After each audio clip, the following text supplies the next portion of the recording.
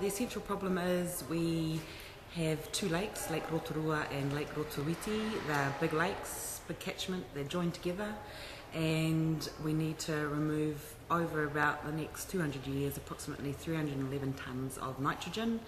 Obviously we need a range of ways to do that. We need to be sure that the ways we choose are the best ways. And so what we did was sit down with Environment Bay Plenty and Dairy NZ and work out what interventions we wanted to focus on. So during that process we decided to focus on water quality trading, cost share, reverse auctions, land stewardship, and then also land retirement.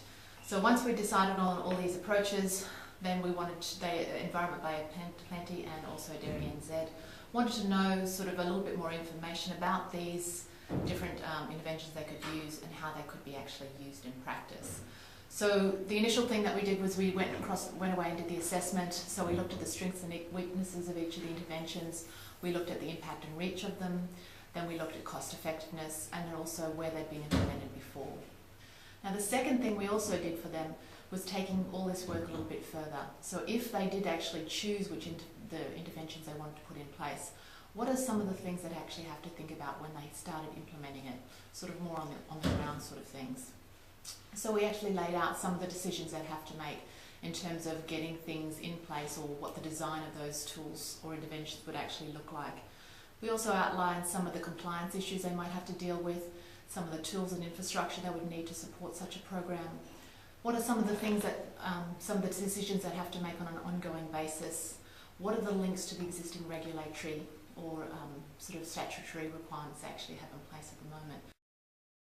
We're actually using it to educate a wide range of councillors and stakeholders and even ourselves about what the possible interventions are and how they best match the problem, which is kind of critical when you're spending money and when you have a big job and you don't quite know how to achieve it.